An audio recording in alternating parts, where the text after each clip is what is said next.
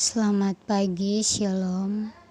Perkenalkan, nama saya Reginata Kendare dengan NIM 20704097 kelas B semester 6 dari program studi Ilmu Kesehatan Masyarakat Fakultas Ilmu Keolahragaan dan Kesehatan Masyarakat Universitas Negeri Manado.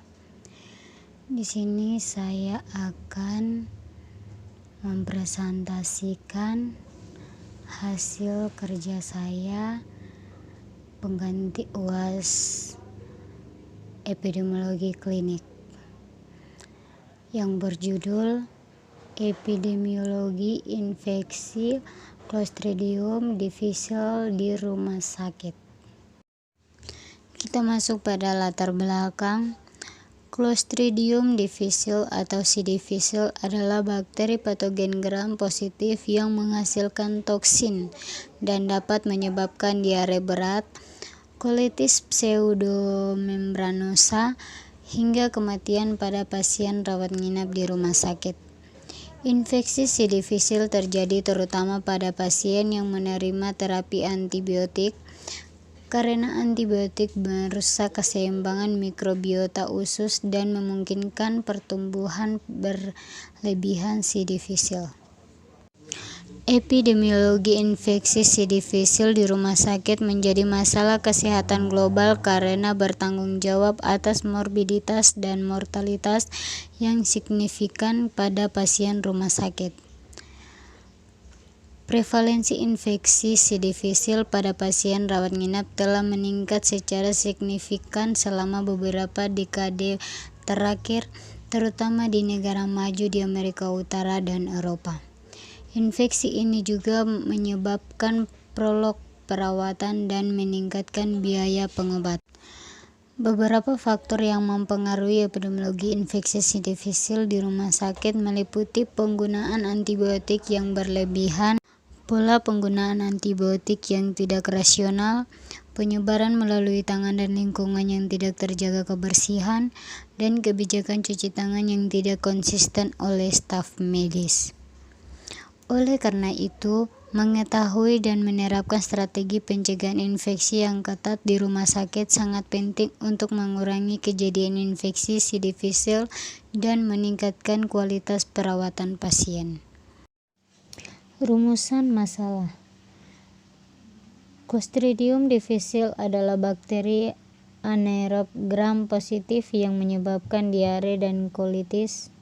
Infeksi Clostridium difficile sering terjadi di rumah sakit karena faktor-faktor seperti antibiotik, imunodefisiensi, dan penggunaan alat seperti selang infus dan kateter. Masalah epidemiologi infeksi Clostridium difficile di rumah sakit meliputi: yang pertama, tingginya tingkat infeksi.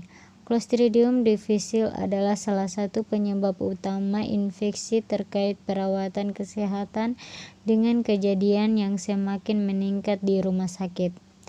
Infeksi ini dapat terjadi pada pasien yang tinggal di rumah sakit selama lebih dari beberapa hari dan dapat menyebar melalui kontak dengan pasien atau lingkungan yang terkontaminasi.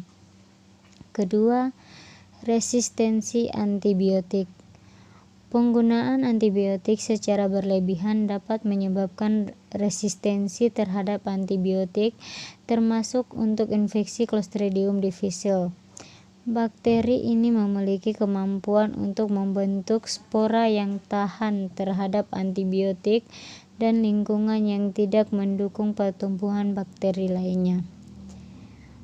Ketiga, rendahnya tingkat pengendalian infeksi.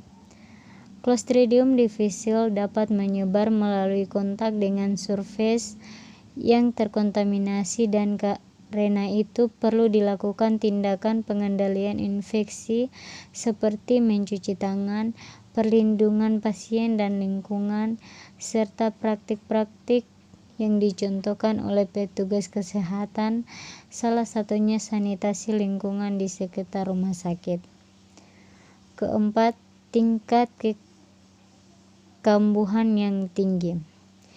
Infeksi Clostridium difficile memiliki tingkat kekambuhan yang tinggi bahkan setelah pengobatan yang tepat. Hal ini dapat disebabkan oleh spora bakteri yang sulit diatasi oleh pengobatan biasa.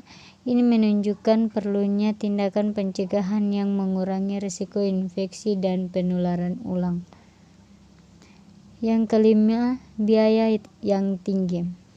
Infeksi Clostridium difficile juga dapat meningkatkan biaya perawatan dan rawat inap.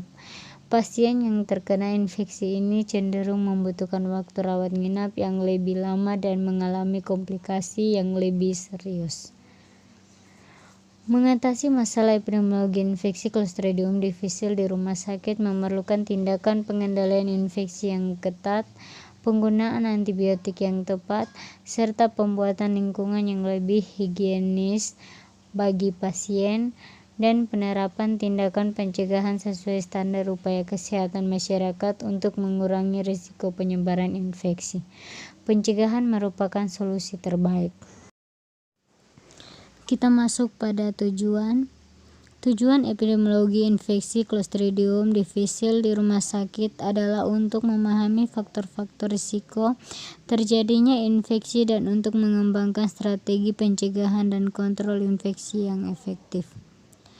Beberapa tujuan spesifik dari epidemiologi infeksi Clostridium difficile di rumah sakit adalah mengidentifikasi pasien yang berisiko tinggi untuk terinfeksi Clostridium difficile seperti pasien yang telah menerima antibiotik atau pasien yang sudah memiliki kondisi yang melemahkan sistem kekebalan tubuh. Memonitor prevalensi Clostridium difficile di antara pasien rumah sakit dan memahami tren dan pola yang muncul dalam infeksi. Mengembangkan pedoman pencegahan dan kontrol infeksi yang efektif, seperti meningkatkan praktik higien tangan dan mengevaluasi penggunaan antibiotik yang berlebihan di rumah sakit. Meningkatkan pengetahuan dan kesadaran praktisi kesehatan tentang infeksi Clostridium difficile dan upaya pencegahan dan kontrol infeksi yang sesuai. Meningkatkan efektivitas pengobatan untuk pasien yang terinfeksi Clostridium difficile dan meminimalkan komplikasi dan kejadian infeksi berulang. Kesimpulan, berdasarkan hasil penelitian yang telah dilakukan, dapat disimpulkan bahwa infeksi Clostridium difficile merupakan permasalahan yang serius di rumah sakit. Hal ini disebabkan oleh beberapa faktor seperti adanya pasien yang rentan terhadap infeksi, penggunaan antibiotik yang berlebihan, dan kondisi sanitasi yang kurang baik. Untuk pencegahan infeksi Clostridium difficile di rumah sakit, beberapa tindakan preventif dapat dilakukan seperti penggunaan antibiotik yang tepat dan bijaksana, peningkatan sanitasi dan kebersihan lingkungan, serta penerapan protokol pengendalian infeksi yang baik.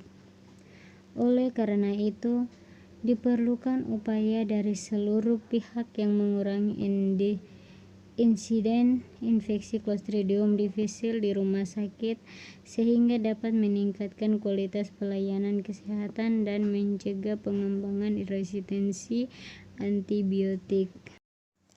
Demikian hasil presentasi saya. Sekian dan terima kasih. Selamat pagi, Shalom.